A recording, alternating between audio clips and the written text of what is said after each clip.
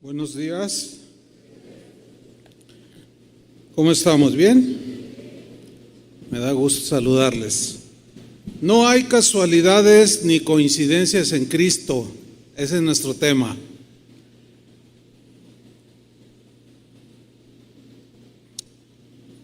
Absolutamente todo lo que sucede en la vida de un cristiano tiene propósitos. Fíjense cómo dije, de un cristiano. ¿Cuántos son cristianos?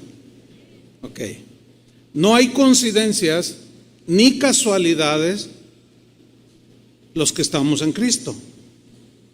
La Real Academia Española define la casualidad como la combinación de circunstancias que no se pueden predecir ni evitar. La casualidad describe algo imprevisto que ocurre sin una razón fácilmente identificable. Esa es la definición de la Real Academia Española. También define coincidencia como los eventos, los acontecimientos que suceden a un mismo tiempo. La coincidencia es cuando ocurren a la vez dos o más cosas, sucesos o fenómenos. Ahora bien, Dios en su sabiduría, la Biblia nos lo muestra por todos lados, Él controla cada suceso en la vida de sus hijos. Nada se le escapa. Lo maravilloso de todo esto es que Dios siempre obra u obrará a favor de sus hijos. Absolutamente nada de lo que nos sucede escapa del control de Dios, nada. Eso nos debe dar o nos da una seguridad extraordinaria. Por consiguiente, absolutamente nada en la vida de un cristiano sucede por casualidad. ¡Ay, qué casualidad! No. Tampoco por coincidencia. ¡Ah, mira qué coincidencia! No, en Cristo no hay casualidades ni coincidencias. En la mayoría de las veces, fíjese, esto es importante. Los propósitos de Dios en los acontecimientos que nos suceden se ocultan a nuestro entendimiento, porque pues ¿cómo saberlo? ¿Cómo?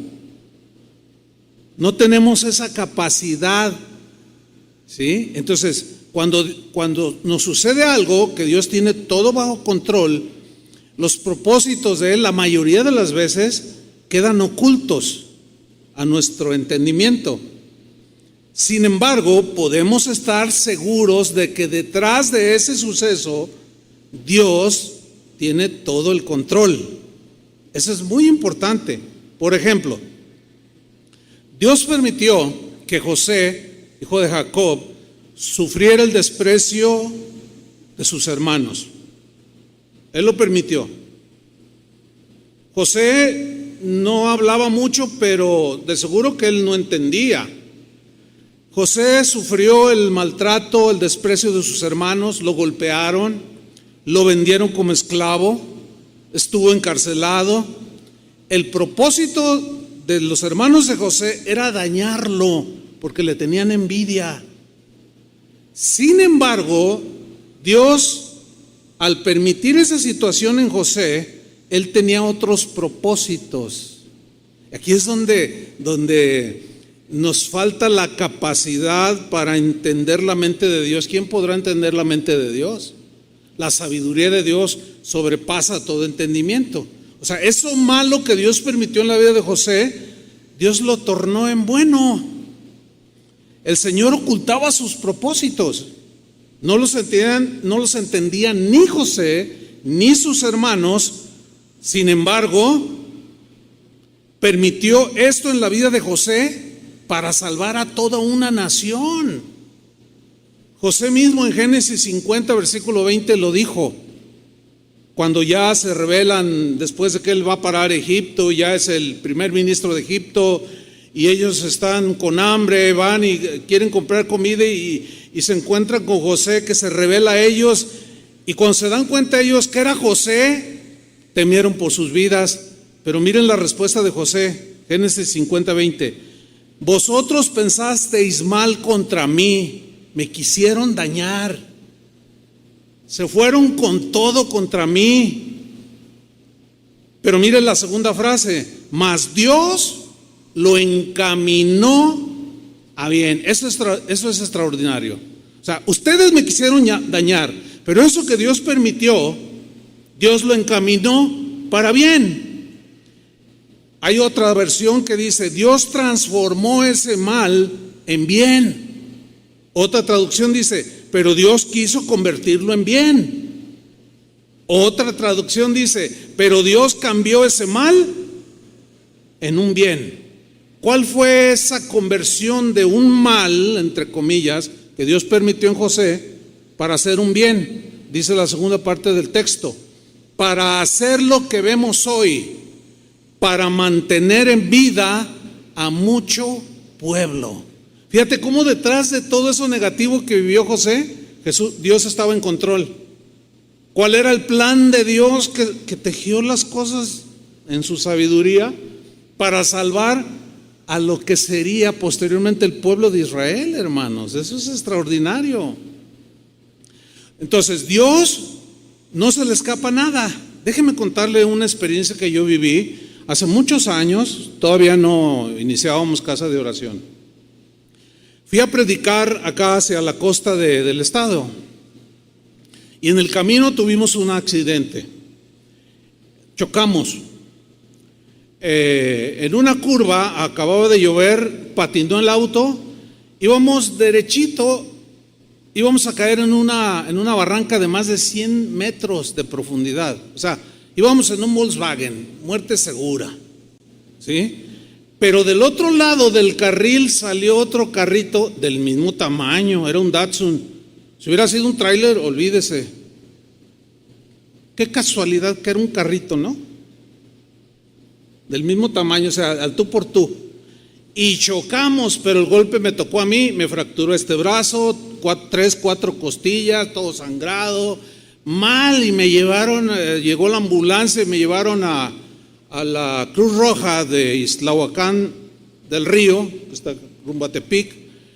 Y allí, mientras me estaban curando, una enfermera me preguntó, yo le pregunté, ¿cómo estoy? Dice, pues sí tienes esas fracturas, pero no estás grave.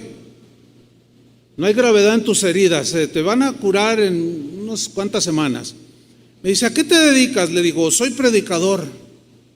Me dice, ¿de qué? Pues del evangelio. Y que le empiezo a predicar. Y dejó de curarme porque me miraba. Dime más.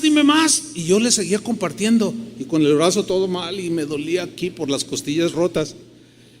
Entonces me dice, espérame. Y se fue y trajo otras 2 enfermeras. A ver, háblanos. Y yo, no, que el Señor y que no sé qué. Y luego, espérese. Y van a todo el personal de la Cruz Roja. Lo tenía enfrente allí. Y a todos les prediqué. Recibieron a Cristo. Una señora, me acuerdo, que me dijo, mire, joven, los últimos años he estado pidiéndole a Dios que me mande algo que necesita mi alma, y esto es, dice.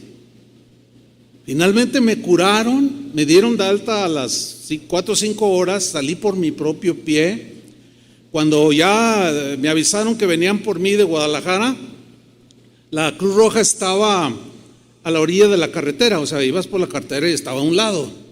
Entonces yo salí del hospital de la Cruz Roja y me paré ahí con los otros 2 hermanos que iban. A los otros no les pasó nada.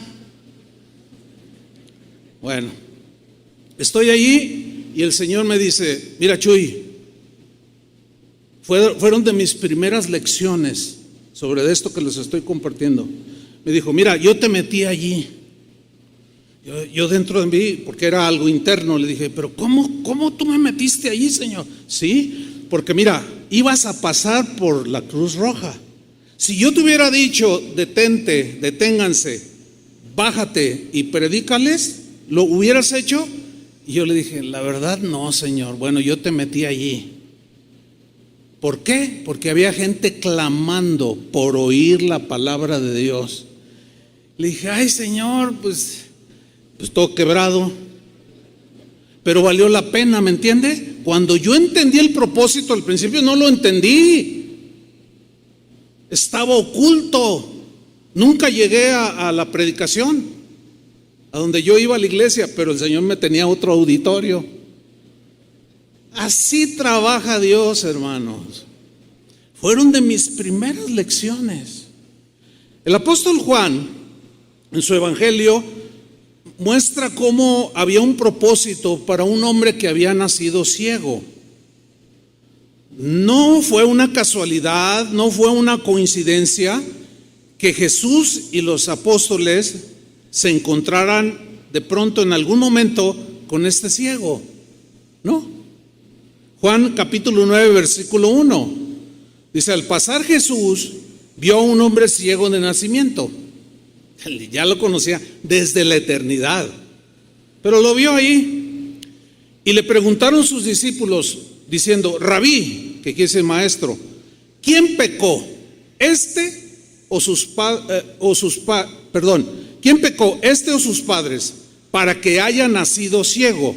Lo que estaban diciendo los apóstoles era una creencia que ellos tenían, los judíos, que tiene algo de verdad, pero no es completamente la verdad. De que en algunas ocasiones, cuando alguien peca, hay consecuencias como de este tipo. Pero fíjate lo que vemos aquí. Noten que los discípulos ignoraban el propósito de Dios por el cual permitió que este hombre naciera ciego. El ciego nunca lo había entendido, los discípulos menos. Pero Dios acomodó todo y dice en el versículo 3, respondió Jesús, no es que éste pecó, ni sus padres. O sea, la razón de por qué nació ciego no es porque su padre haya pecado o él mismo, no, sino para que las obras de Dios se manifiesten en él. Fíjate nada más, fíjate el control y el dominio de Dios. Permitió que naciera ciego para que un día, al pasar los años, se manifestara el poder de Jesús en él. Estaba totalmente escondido el plan de Dios. Y nos pasa lo mismo a nosotros. En la versión en lenguaje sencillo, dice, nació así para que ustedes vean cómo el poder de Dios lo sana. Interesante, ¿no? En la versión Dios habla hoy, lo traduce así, fue más bien para que en él se demuestre lo que Dios puede hacer. En la versión Palabra de Dios para Todos se lee así, este hombre nació ciego para que Dios pudiera mostrarles un milagro.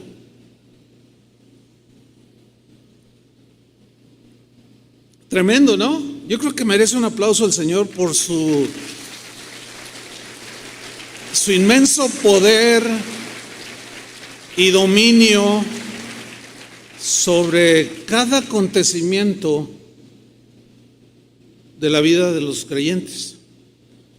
Los enemigos de Jesús, sabemos que lo llevaron a la muerte de manera injusta y muy dolorosa. Sin embargo, escuchen bien, aquí está el punto. El Padre tenía un plan y un propósito escondido al permitir que hicieran eso con su Hijo. No todos lo entendieron. Jesús sí lo entendía, porque era Hijo de Dios, era Dios. Ahora, ¿cuál era ese propósito? Salvarnos de la condenación del infierno. Y Dios permitió que le sucediera todo eso a su Hijo, que Él llevara de manera injusta nuestros pecados en su cuerpo, como decían las profecías. Y el apóstol Pablo, en 1 Corintios capítulo 2, versículo 7, lo menciona de manera muy interesante en la versión Palabra de Dios para Todos. Dice así, lo que enseñamos, o sea, el Evangelio, es la sabiduría secreta de Dios. Me gusta esa frase, ¿cómo lo traduce aquí? Es la sabiduría secreta de Dios, secreta, que ha estado oculta desde el comienzo del mundo. El propósito de Dios es usar esta sabiduría oculta para nuestra gloria. Nuestra es los creyentes, para la gloria o bendición de los que creen. Versículo 8. Y ninguno de los gobernantes de este mundo la entiende. Ningún no creyente puede entender si nosotros batallamos, menos alguien que no cree. Y aquí lo traduce aquí: ninguno de los gobernantes de este mundo la entiende, esa sabiduría.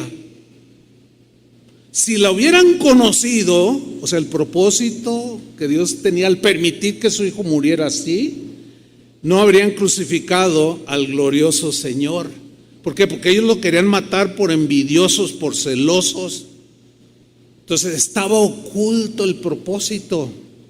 Y eso que fue mal para nosotros humanamente hablando, como Pedro cuando le dijo a Jesús: Señor, que no te acontezca esto, que te maten. No, ¿cómo? Y Jesús lo reprendió: quítate, Satanás, delante de mí, no estorbes.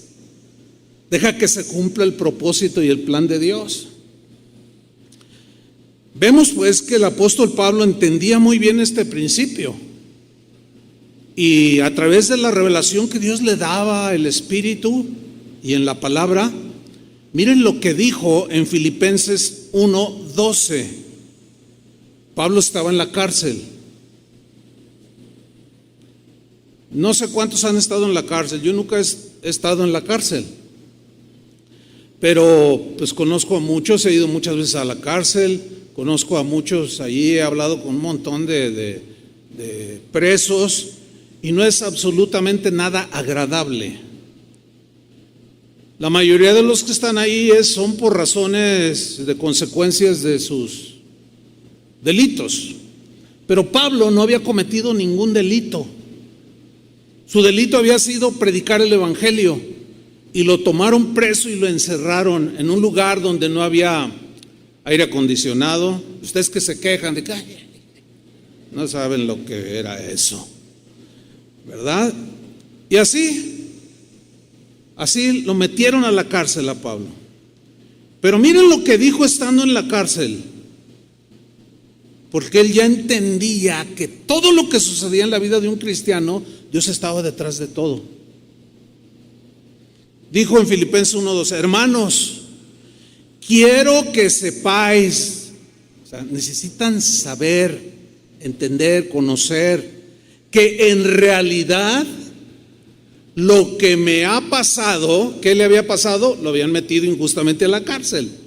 Quiero que sepan que lo que me ha pasado, vean lo que viene a continuación, ha contribuido al avance del evangelio. Ah, caray, ¿cómo?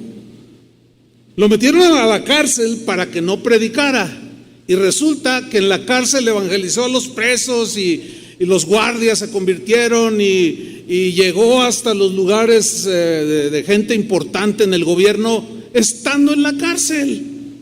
Increíble, ¿no? Pero Pablo sí sabía que aunque él no lo entendiera en ese momento, algo bueno estaba haciendo Dios. Aquí cuando él escribe esto y dice: miren, mis prisiones, como dice la Reina Valera, han contribuido más bien para el progreso del evangelio. Él ya en ese momento lo dice porque ya había visto un montón de convertidos, estando él ahí en la cárcel, que no se hubieran convertido si Dios no hubiera permitido eso y él hubiera llegado a la cárcel. Mira el versículo 13. Es más, se ha hecho evidente a toda la guardia del palacio.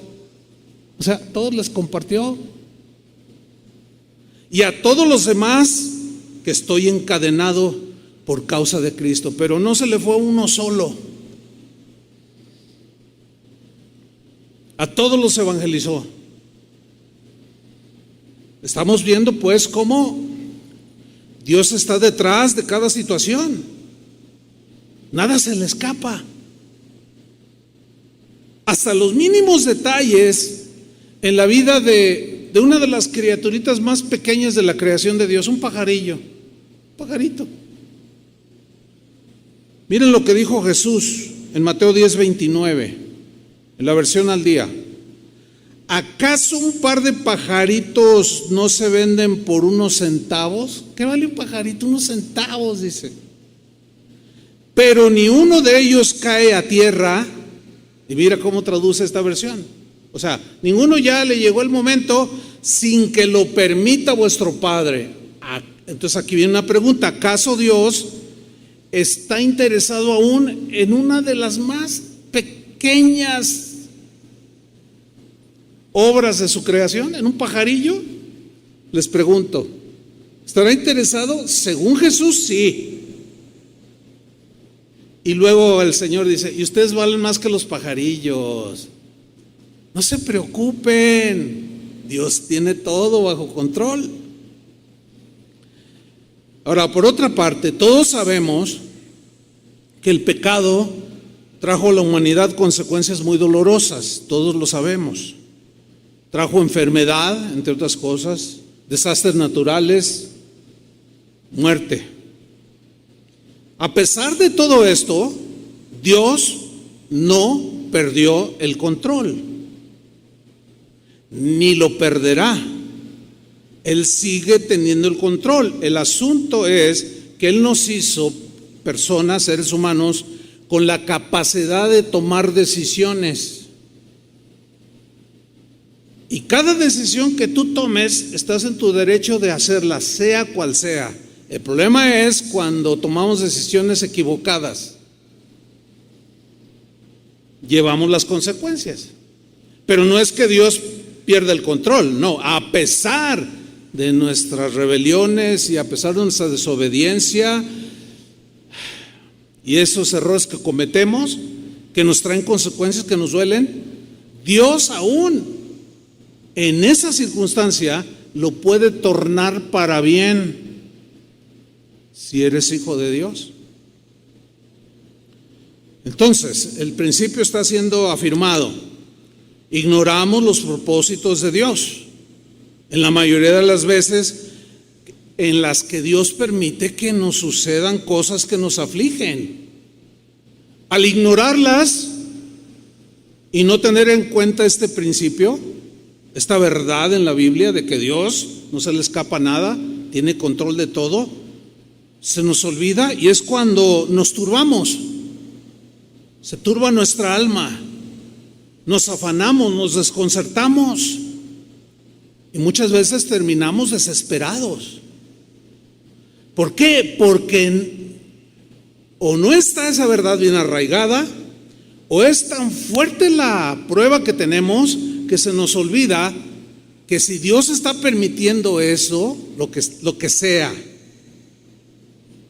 es para al final encaminarlo a bien, para salvar, para sanar, para restaurar, cosas que ignoramos. Y es cuando surgen preguntas en nuestros corazones quebrantados por la aflicción. Ay, Señor, ¿por qué a mí? Bueno, esta es válida, es una pregunta muy humana, ¿no? Surgen preguntas como, ¿por qué sufro esta enfermedad tan dolorosa? O ves a alguien con una enfermedad terrible y dices, ay, Señor. A veces reaccionamos como los discípulos, es por sus pecados. Puede que sí, pero no siempre. Y aunque fuera por eso, Dios sigue teniendo el control. Eso es lo que debe quedar muy claro en nosotros. Hay por lo menos 3 respuestas que responden a preguntas como la antes mencionada. Yo encontré por lo menos 3 respuestas. Número 1, ¿por qué sufro esta enfermedad tan dolorosa? ¿O por qué me tuvo que suceder esta situación tan difícil de llevar? La primera respuesta es muy sencilla, porque vivimos en un mundo caído.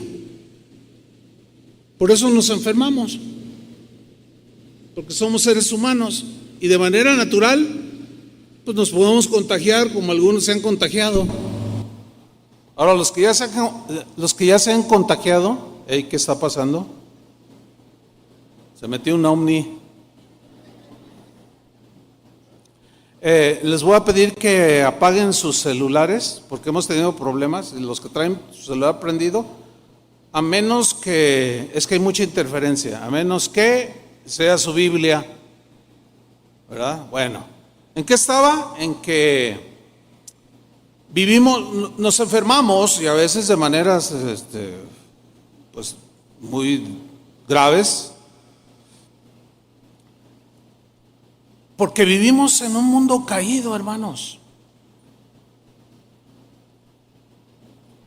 En un mundo donde la enfermedad puede alcanzar a cualquier ser humano. Oigo muy raro el sonido, no sé si están haciendo algo. ¿No? ¿Sí oíste o no? Pues haz algo.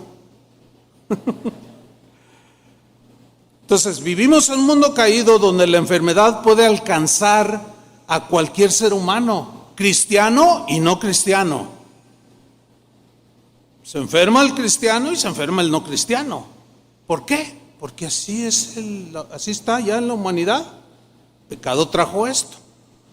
Por ejemplo, Pablo, que era un hombre de fe, él dice que tenía un aguijón en su carne que lo hacía sufrir. Bueno, y era un hombre de fe. Él no había cometido ningún pecado. Sin embargo, como Dios estaba detrás de todo, en el caso de Pablo, para tratar con él, su orgullo, pero él lo sabía. Para que la grandeza de las revelaciones no se me disparara el orgullo, Dios permitió un aguijón que me tenga allí. Y yo le he pedido que me sane y me ha dicho, no, bástate mi gracia, bástate mi gracia. Pero él sabía que Dios estaba detrás. Déjenme contarles un testimonio. Desde hace como unos 2 años, mi esposa, Vicky, empezó a tener molestias y la llevé al doctor. Y el diagnóstico era que le tenían que quitar su matriz. ¿Se oye bien? Sí me oye, porque ya acá me quitaron todo, no sé qué le hicieron, y no me oigo muy bien. Entonces no sé si los de allá arriba me escuchan bien. Ah, muy bien. También el que está dormido, órale hermano, ya hasta despertó. Entonces la llevé al doctor, el diagnóstico era, pues hay que operar. Y le mandaron a hacer unos estudios. Y, oiga, ¿y qué riesgos tiene la operación? No, pues estos y ya nos dijeron. Pero resulta que al hacer los exámenes, la ginecóloga revisando dijo, oiga, ¿sabe qué? Encuentro algo aquí muy extraño. No dijo qué, pero vayas a hacer otros exámenes así, para no hacer largo el asunto. Le encontraron un tumor canceroso en el seno izquierdo. Entonces, pues ya le hacen todo, la biopsia y todo. Es maligno su tumor. Entonces, un tumor de mama es de los más agresivos. Ustedes saben eso, ¿no?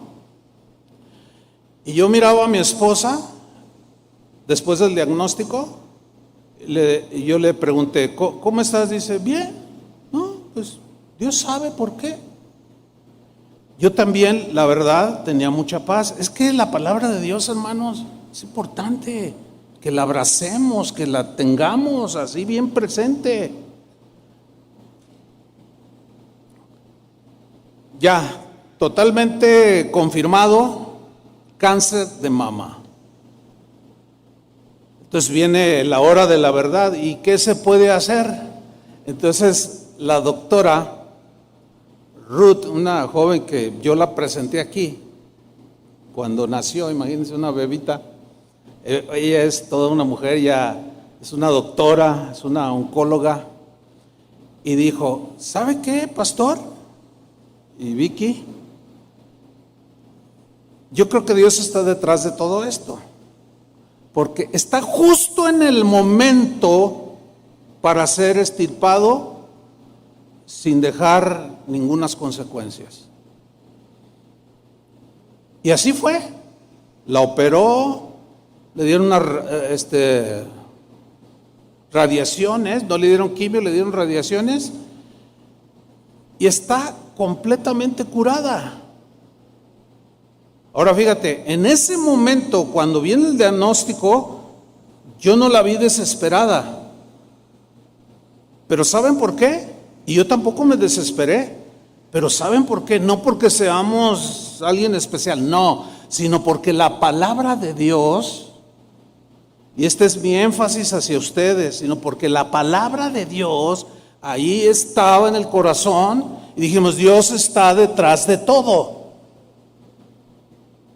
En este caso, fíjese, para que saliera lo del cáncer de mama, Dios permitió lo de la matriz. Entonces, la verdad, mi esposo y yo asombradísimos de la providencia de Dios. De eso hablaré un poco más al rato, más abajo, más adelante. Así trabaja Dios, hermanos. Entonces, nos enfermamos porque estamos en un mundo caído, pero Dios tiene el control. A veces el cristiano muere por esa enfermedad. Bueno, Dios sigue teniendo el control. Dios sigue teniendo sus propósitos. La segunda respuesta es porque Dios te está probando para hacerte crecer en la fe, en la obediencia. Un caso emblemático es el de Abraham, cuando Dios le pide en sacrificio a su hijo Isaac. ¿Sí? Y Abraham en obediencia llevó hasta el monte, lo puso ahí en el altar, estaba a punto de sacrificarlo y Dios le dijo: detente, ahora sé que tienes temor de mí. Dios ya sabía que él cómo iba a responder, por eso lo llevó al extremo, pero Abraham no sabía. Y lo que sucedió fue que Abraham se dio cuenta que Dios tenía todo bajo su control. Entonces, cuando Dios te diga algo, obedece, aunque vaya en contra de ti. Cuando estés en una situación, usa la fe, aunque esa situación te esté tratando de desconcertar. Acuérdate de la palabra de Dios.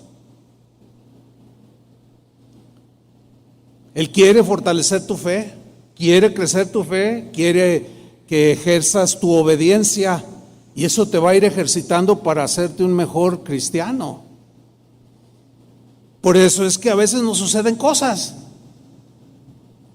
Y la tercera respuesta es porque Dios nos está disciplinando. Seguramente hay otras respuestas, pero yo puse nada más estas tres como respuesta. Porque Dios, nos suceden cosas porque Dios nos está disciplinando.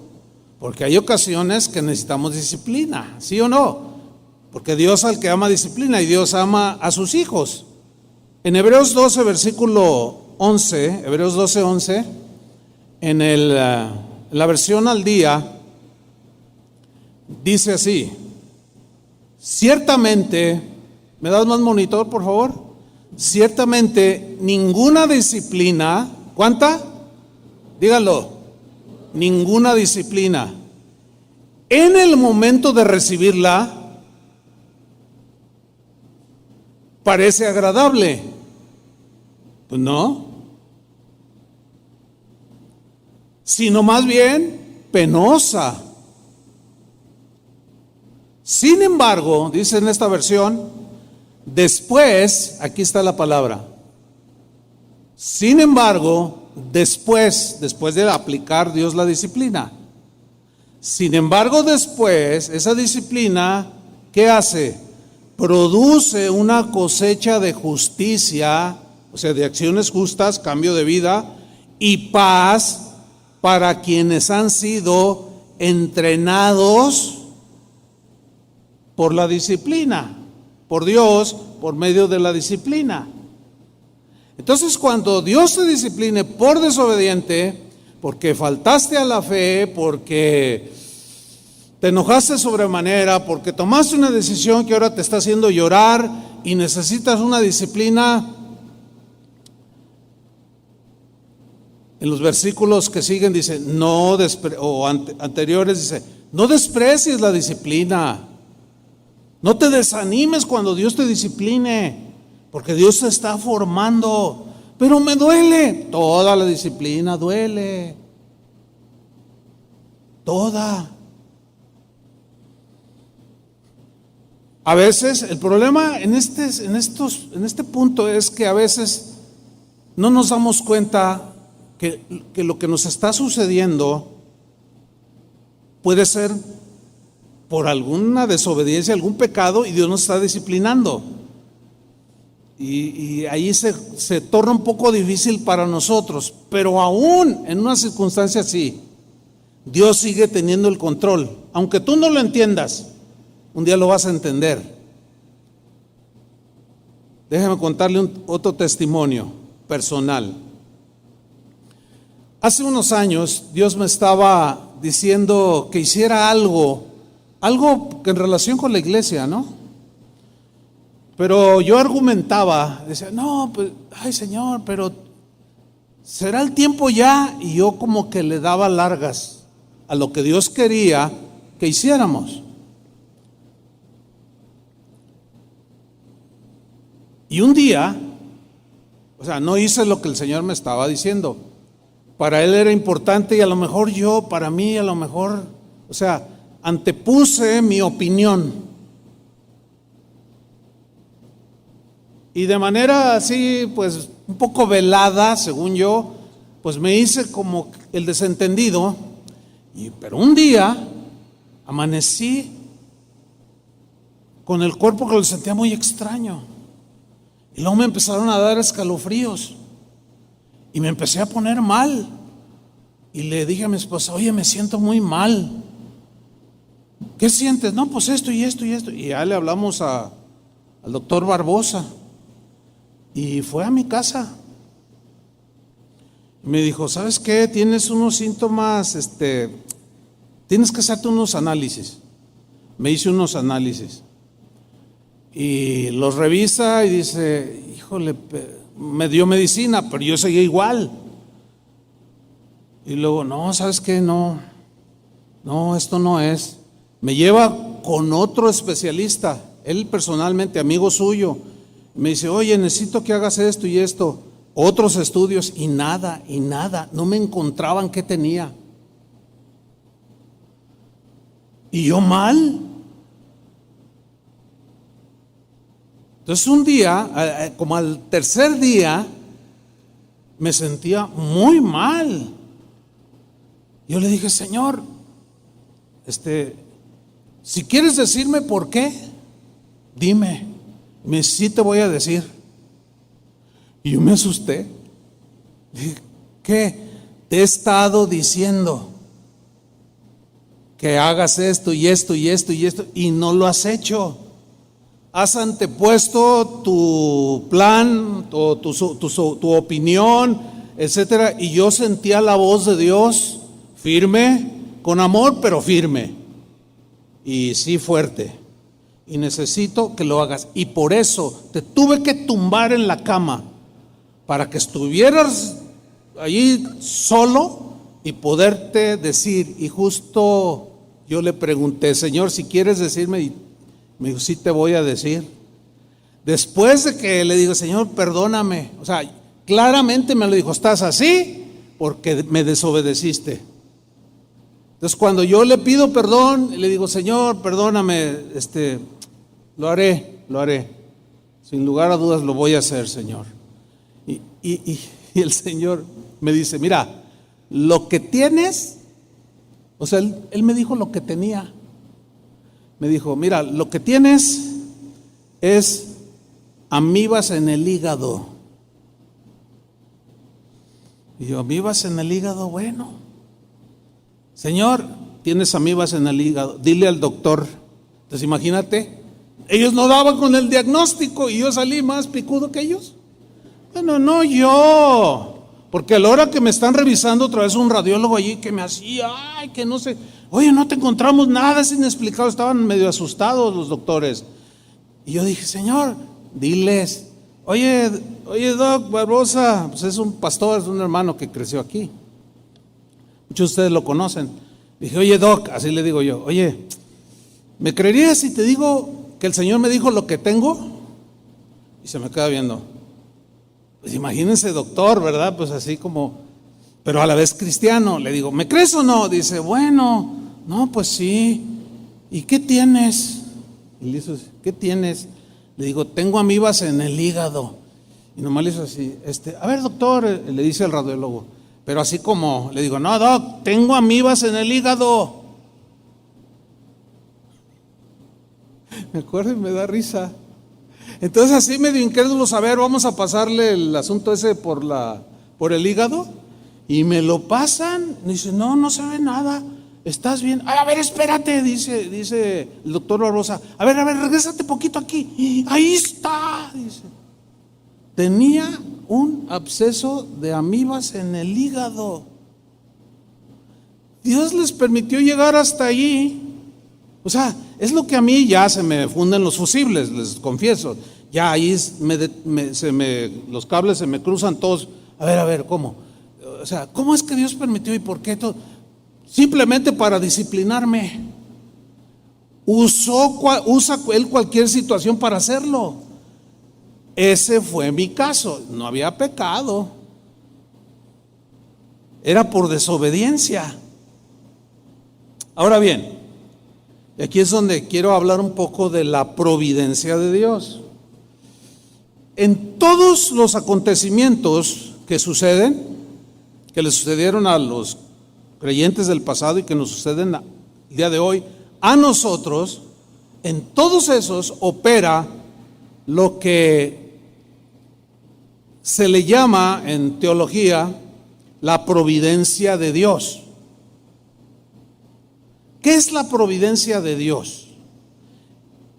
Es un atributo que Dios tiene, nada más Él lo tiene. Es decir, es la capacidad poderosa, ¿cómo definirlo? Está un poco difícil. Este atributo de Dios se muestra, o Él lo aplica o lo ejerce de manera silenciosa, sin que nosotros nos demos cuenta, de manera invisible, además que Él es el invisible, ¿verdad?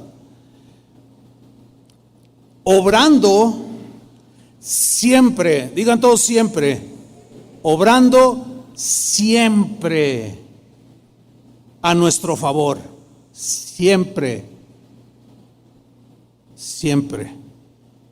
a nuestro favor, controlando totalmente todos los eventos que nos suceden, de manera física, personal, intelectual, psicológica, de nuestro alrededor, circunstancias en el trabajo, todo, hermanos. No se le escapa absolutamente nada. Dios gobierna sobre todas las cosas. Y Él mueve, hasta me cuesta trabajo explicarlo. Dios controla todas las cosas y Él mueve como si fueran piezas de un rompecabezas, ¿sí? Todo lo mueve de acuerdo a su voluntad y propósitos, como piezas de rompecabezas. Dios va acomodando cada parte para ir formando la imagen completa. ¿Alguna vez ha armado un rompecabezas? Y está ahí, no, esta sí, no, esta no. Y al final sale un pavo real así bien bonito, ¿verdad? Cuando usted lo va formando. Y así el Señor, ¿verdad? Como piezas de rompecabezas. Nosotros estamos como las piezas todas rebotadas. por ningún lado. Pero luego el Señor empieza a colocar todo en su lugar y empieza a ordenarte y empieza a tomar forma. Pero Dios es el que está haciéndolo. Si nosotros somos capaces de armar un rompecabezas, ¿ustedes creen que Dios no tenga la capacidad de armar el rompecabezas de nuestra vida?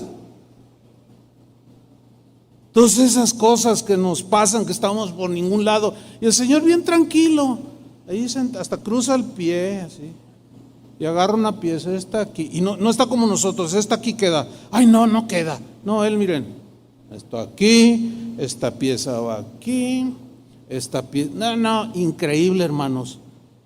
Eso tiene que ver con la providencia de Dios, ¿sí? Él Él hace las cosas y las mueve como piezas de ajedrez. Las mueve de acuerdo a su propósito, para dar la victoria, salir triunfante. Como un escultor usa las circunstancias y eventos para moldearnos. O sea, Dios como un escultor. ¿Qué hace un escultor? Tú ves la masa ahí de plastilina o de material para hacer una obra de arte, pues toda deforme. Y así estamos. Pero Dios como un escultor comienza a formarnos, ¿sí? Se dice del gran escultor Miguel Ángel que una vez vio un bloque de mármol y cuando lo vio dijo: ¡ay, qué hermoso! Y los que estaban a su alrededor dijeron: ¡qué hermosa piedra! Estaba todo una piedra así sin... Él no estaba viendo la piedra, él estaba viendo lo que podía hacer como escultor en esa piedra. Y salieron un montón de obras de arte que él hizo. Ahora sí que de la nada. Ahora, si un ser humano tiene esa capacidad de trabajar esculpiendo una roca, moldeando el barro, ¿ustedes creen que Dios? La Biblia misma lo pone como el alfarero, como el escultor. Él está haciéndolo, hermanos. Pero a veces el cincel, ¡paz!, cuando pega el martillo, ¡ay! Sí, pero Dios está detrás de todo. Entonces la providencia de Dios es su cuidado, su guía, su gobierno sobre nosotros. Y Dios usa las circunstancias que para nosotros escapan de nuestro dominio, pero para Él no. Él usa los eventos, tanto del pasado. Si ustedes hacen memoria un poco del pasado, hoy se dan cuenta y dirán: ay, ya entiendo por qué Dios permitió aquello que me pasó. No sé si saben lo que estoy diciendo. Sí, pero del presente, ¿lo entienden? Yo no. Pero al conocer la palabra de Dios, digo, bueno, si en el pasado Dios usó todo para mi bien, mi presente lo hará igual. Aunque a mí me parezca mal, doloroso, triste o trágico, Dios lo va a volver para bien. Algo bueno va a sacar Dios. Y mi futuro, bueno, en mi futuro ya ni siquiera pensarlo. Si el pasado estuvo en su dominio, el presente está en su control por su providencia. El futuro lo está también, hermanos. Dale otro aplauso al Señor. Yo pensé que se iban a emocionar.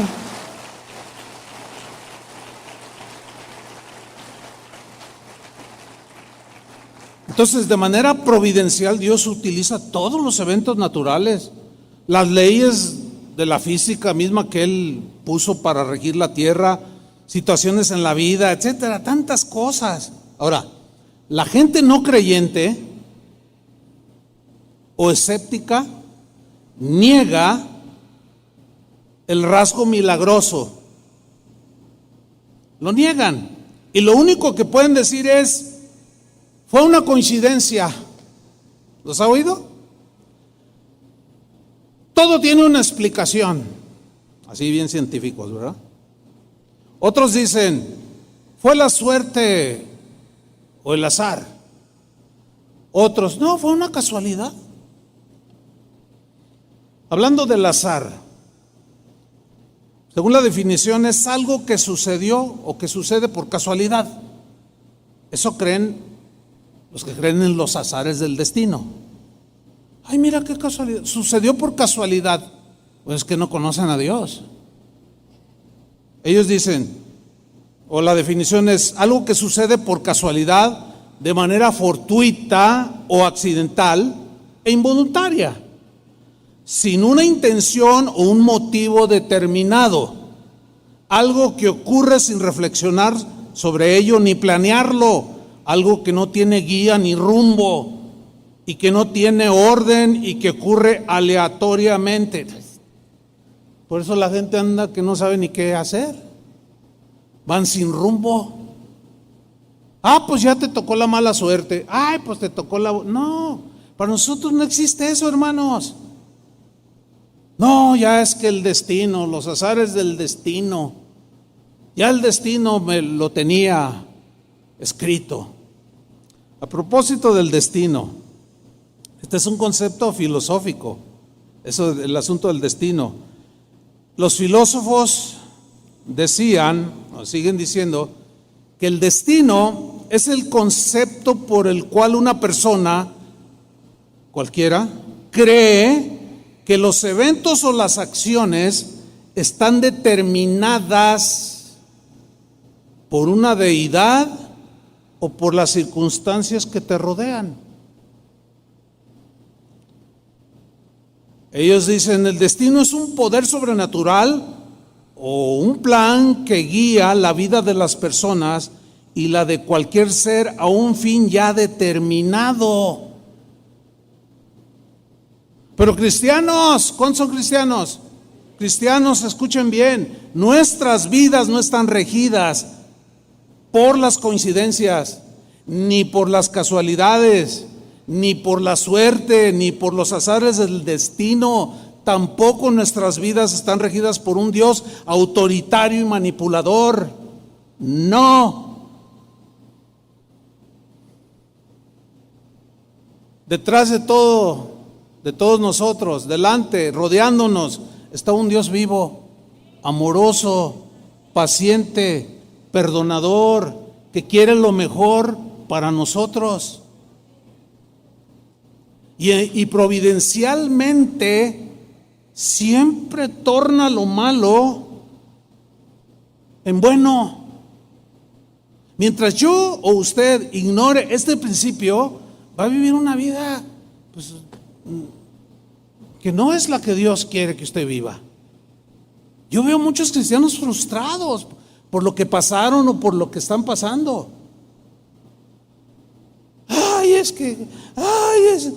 Y no puedo entender aún lo que te haya pasado antes de ser cristiano. Dios también estaba en control de todo eso, pero se quedan allí y los veo estancados, los veo como clavados, como si fueran estacas, y aquí te me quedas, y de ahí no se mueven, ni han podido avanzar. Y esta es una situación triste. Pero alguien dijo por ahí, no sé si lo ha escuchado, en Cristo no hay coincidencias, sino diosidencias. ¿Ha oído ese?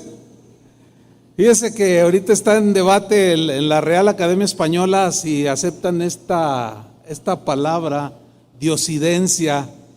Bueno, todavía no la aceptan, ¿no? Pero cuando alguien dijo, no sé quién haya dicho eso, pero pues es algo común. ¿Sí lo había oído antes?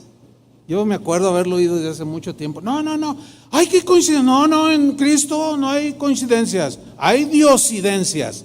O sea, dando a entender que son sucesos donde Dios nos muestra su cuidado.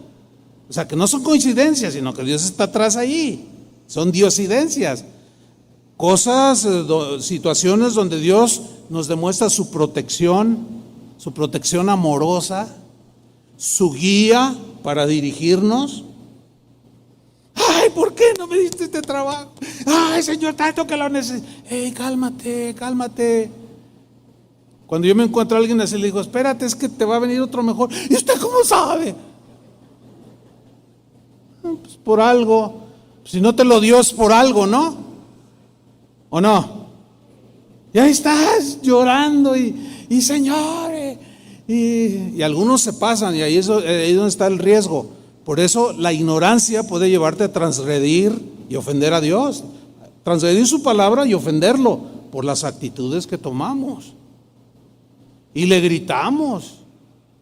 Ay, y le decimos como los israelitas en el desierto: ¿acaso podrá poner mesa en el desierto? No podrá. Claro que puede. O sea, no tentemos a Dios.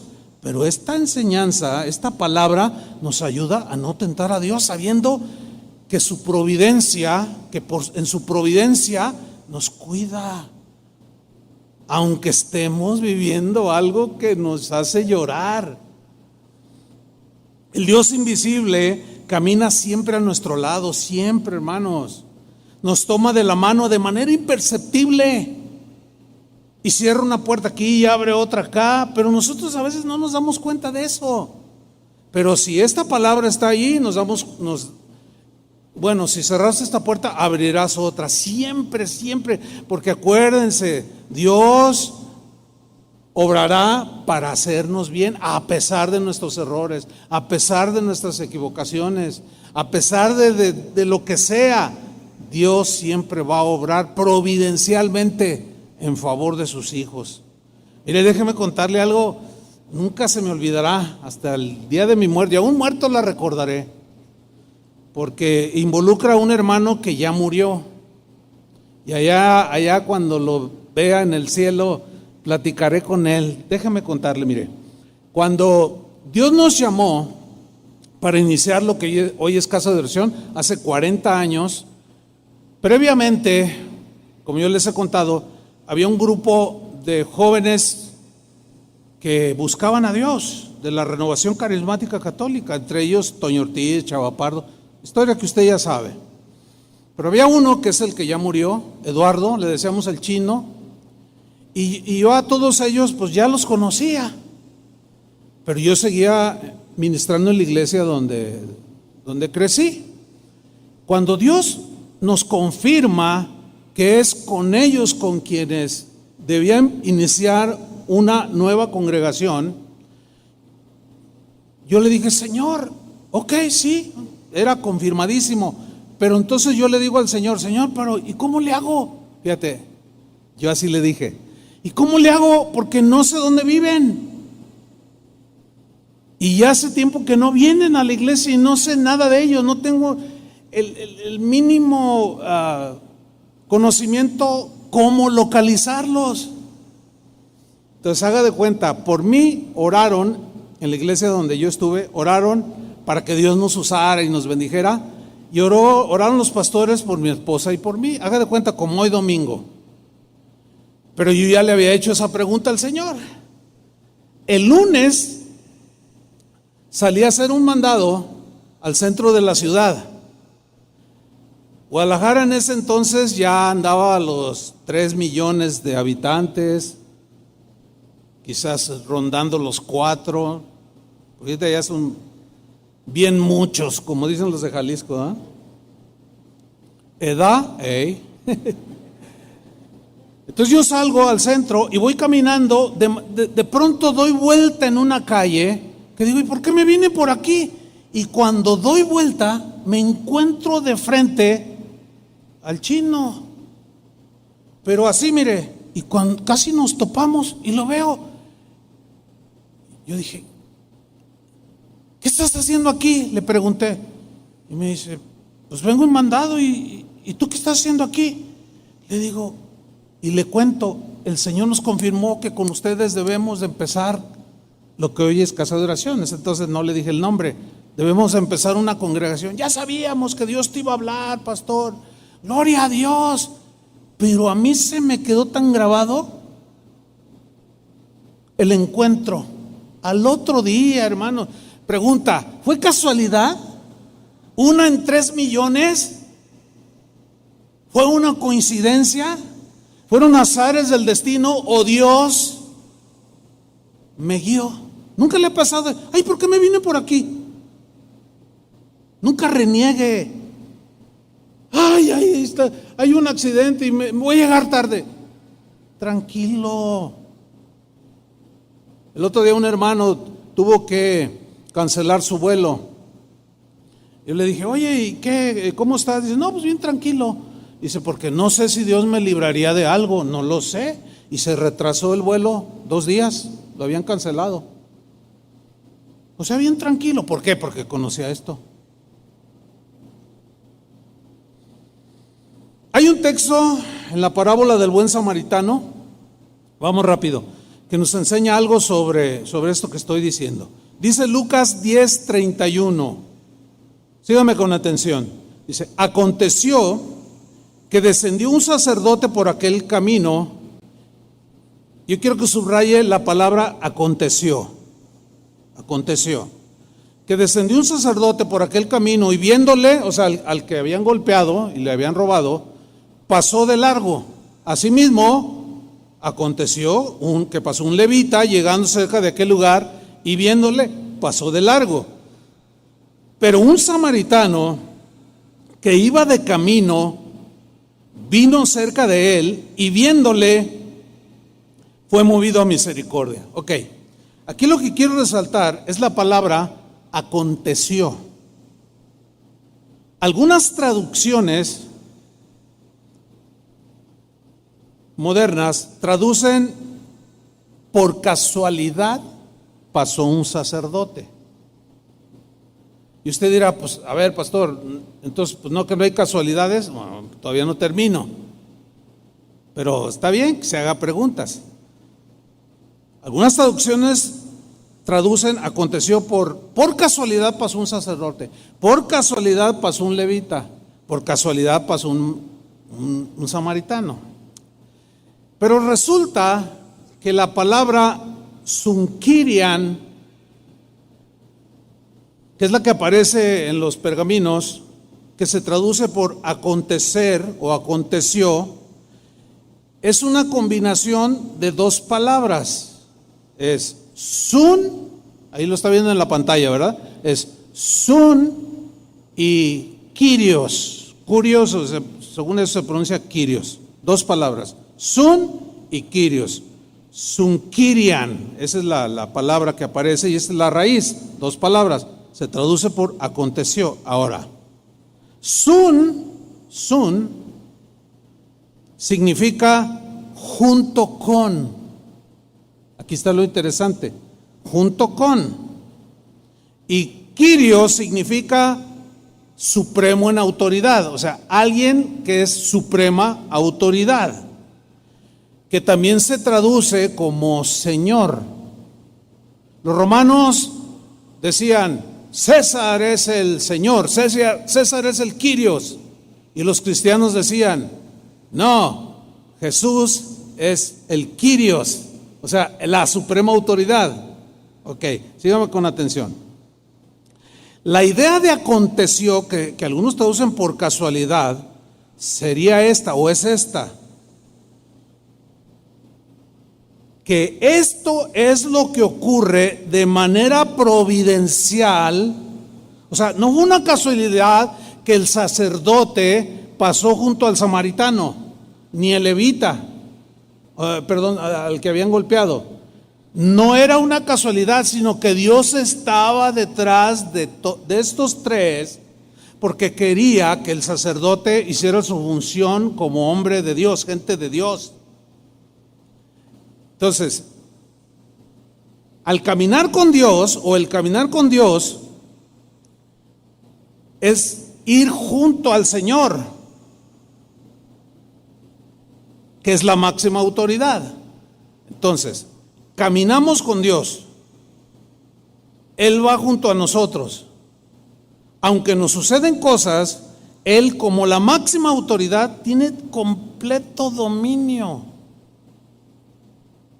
De tal manera que la casualidad como tal, como la definición, nada más que pues la traducción en algunas versiones dice, por casualidad pasó un sacerdote, pero en realidad cuando vamos al original, pues habla de que la autoridad suprema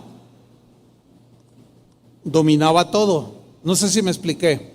Controlaba todo. O sea, no sucedió nada más por suceder, por coincidencia o casualidad, no.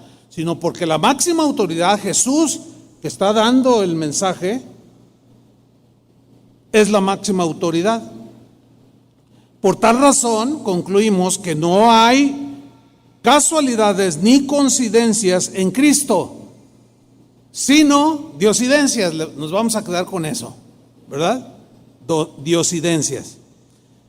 Quiero contarle otro testimonio. Los otros eran un poco más conocidos, pero este no es tan conocido. Mire, para ilustrar lo que yo acabo de decir. Mire, yo camino con Dios. Ustedes caminan con Dios también, ¿verdad? Bueno. Un día de hace 2 años y medio, esto sucedió hace 2 años y medio. Yo salí de mi casa, iba con otro pastor, iba manejando y de repente tengo un dolor aquí en el pecho, pero así que me dobló. Y me dijo el pastor, ¿qué tiene? Le digo, me duele el pecho, me duele bien feo. Y se me empezó a agudizar. Entonces ya tomamos la de López Mateos rumbo íbamos a un pueblo, Santa Catarina, íbamos para allá. Entonces a esa hora el tráfico está, bueno, aquí ya a todas horas en Guadalajara, ¿no? Entonces yo voy manejando y me dice, oye, ¿te ves mal? Le digo, es que me siento mal. Entonces me meto a una gasolinera y le digo, ¿sabes qué? Voy al baño, no me siento muy bien. Estando en el baño, empecé a sudar frío.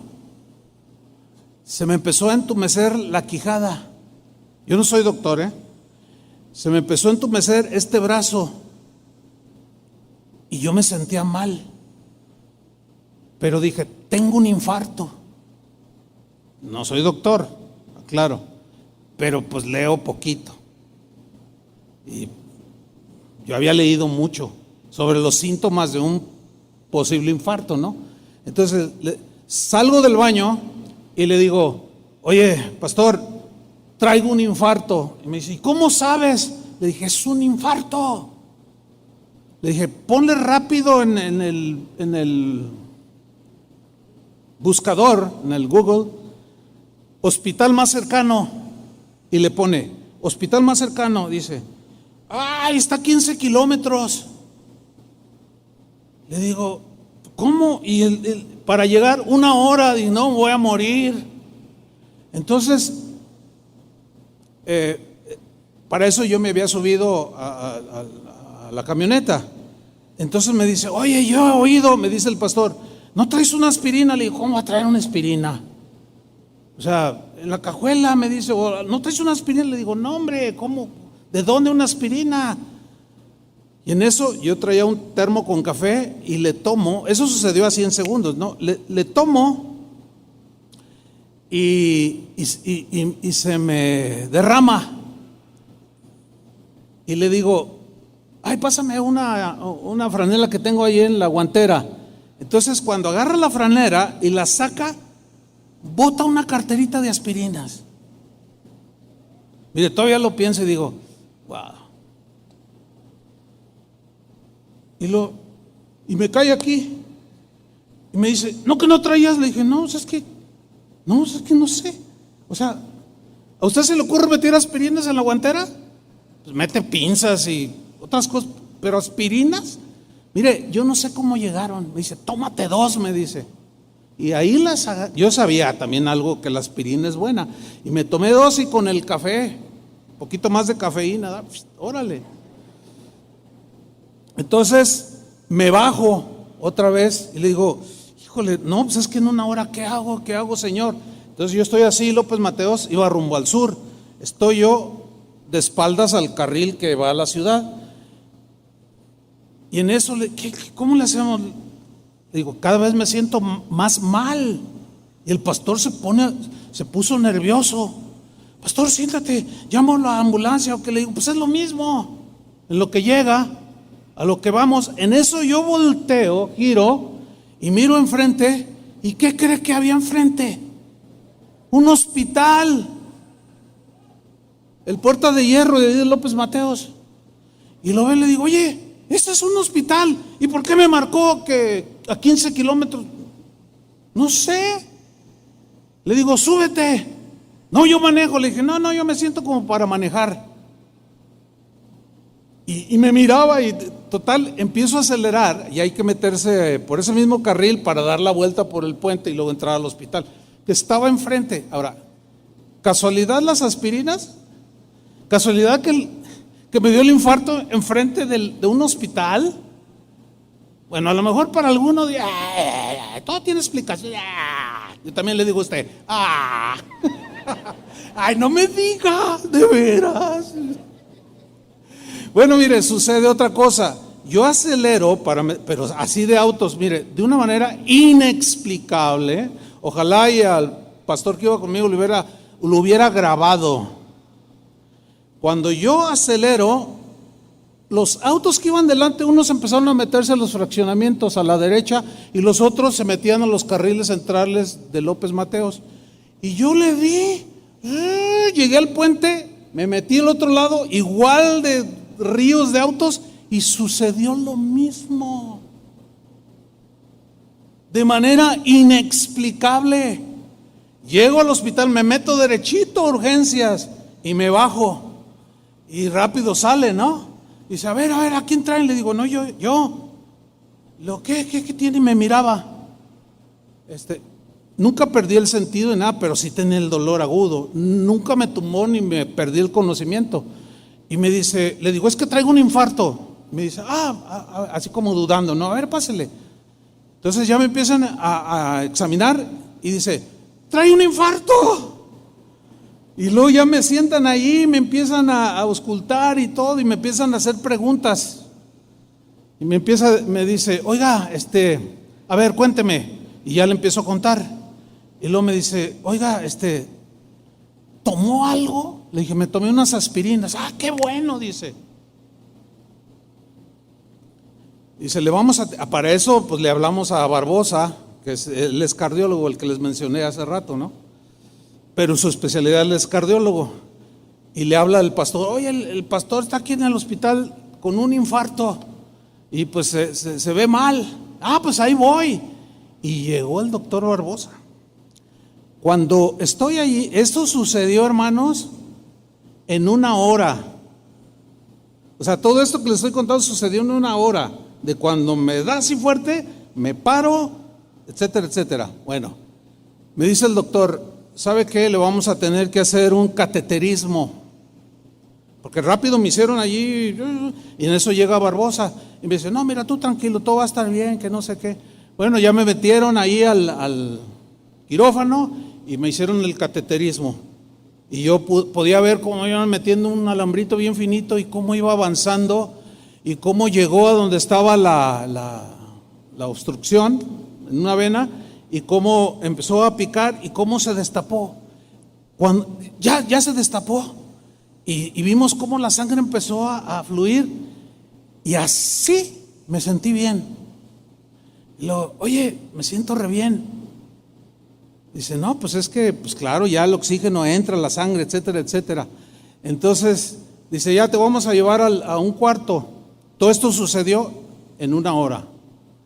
Estando en el cuarto, le digo al doctor, oye, me siento re bien, me siento mejor. Dice, sí, pero tienes que estar en el hospital por protocolo, un día. Le digo, no, pues yo ya me iría ahora. O sea, no hubo tiempo de pedir oración, por eso no se enteraron. Porque no hubo tiempo de pedir oración ni nada. El asunto es, hermanos, que me dice el doctor, oiga, ¿no tiene miedo?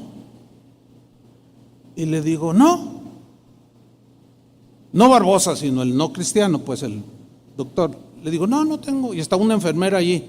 En realidad ella fue la que me preguntó. Me dice, oiga, ¿no tiene miedo? Le digo, no. ¿De veras? Le digo, no.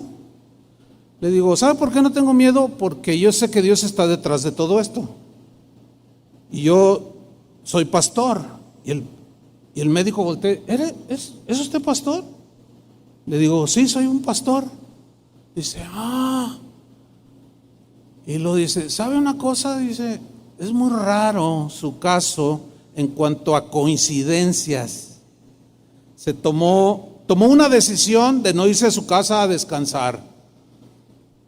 Tomó la decisión de entrar al hospital. Eso es rarísimo, ¿eh? Muchos les da, ay, me siento mal, llévame a mi casa a descansar y toma.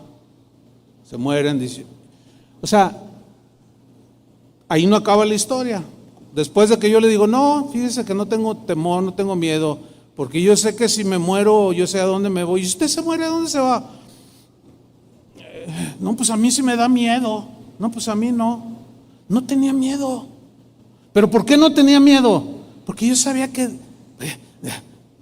coincidencias, ¿no? O diosidencias, las aspirinas. Me da enfrente del hospital. No había nadie a quienes inmediatamente me atendían. En una hora ya estaba como si nada, hermano. Hasta tengo unas fotos ahí. Ya está bromeando. Bueno, todavía no acabó ahí. El doctor Barbosa me dijo, híjole, te van a cobrar un ojo de la cara aquí. Dice, si hubiera podido yo te llevo a un hospital donde te hubieran cobrado así barato unos 160,000 pesos. Dice, y aquí pues es el Puerta de Hierro, no sé si ustedes saben, según eso, los mejores hospitales.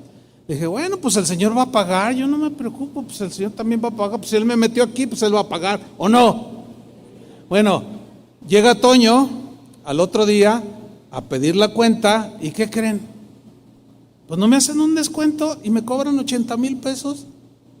Y Barbosa dice, ¿qué? Dice, no cabe duda que Dios cuidó de ti. Ahora, esto me pasó a mí, pero no porque yo sea el pastor o porque sea alguien especial. No, soy como ustedes. ¿Qué me enseña eso a mí? No, pues todavía me queda un rato, así que me van a aguantar otro ratito, porque estoy como como si tuviera 40 años.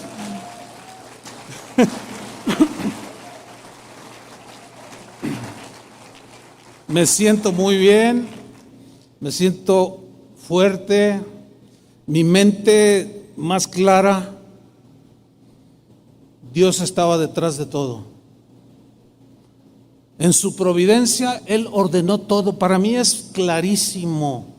Ahora, si me hubiera muerto, pues mejor. Para mí el vivir es Cristo y el morir es ganancia. O sea, que de todas maneras salimos ganando, hermanos. Dale otro aplauso al Señor.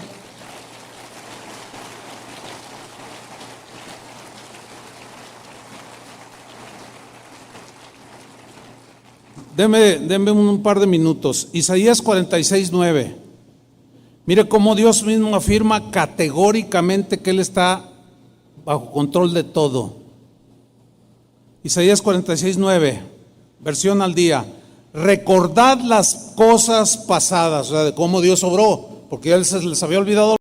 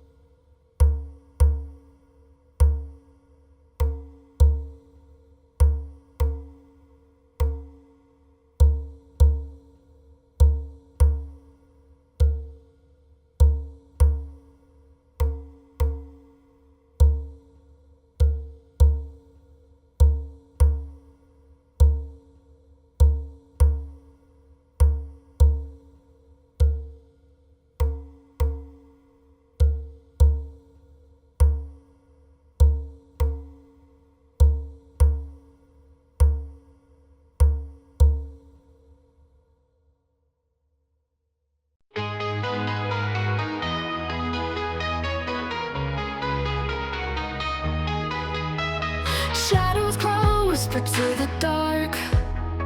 Neon lights flicker, burn a mark. Lost souls wander in city streets, hoping to find our secret beats. Moonlight dances on shattered glass. Time stops, minutes moving fast. Empty faces in crowded halls, searching for something through these walls. Echoes in the night call my name. Whispers in the wind play the game. Heartaches a ghost can't contain. Lost in the echoes, we're the same. Silent cries and twilight's hold, stories untold and voices cold. Fragments of dreams float away, live in shadows and night sway.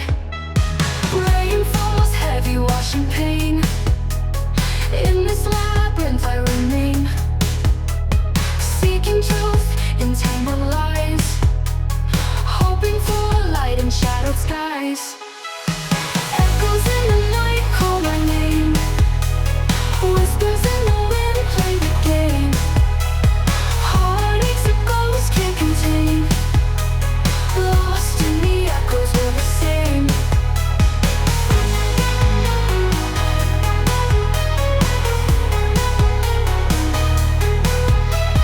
Streetlights flicker like broken thoughts. Memories fade like ink on frost. Voices echo in empty space, chasing shadows, finding grace. Echoes in the night call my name. Whispers in the wind play the game. Heartaches a ghost can't contain. Lost in the echoes, we're the same. Silence, we find our way. Whispers in the wind play the game. Heartaches a ghost can't contain. Lost in the echoes, we're the same.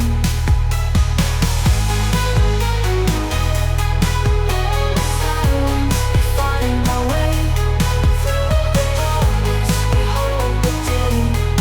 Echoes fade, we remain. Lost in the echoes, we're the same.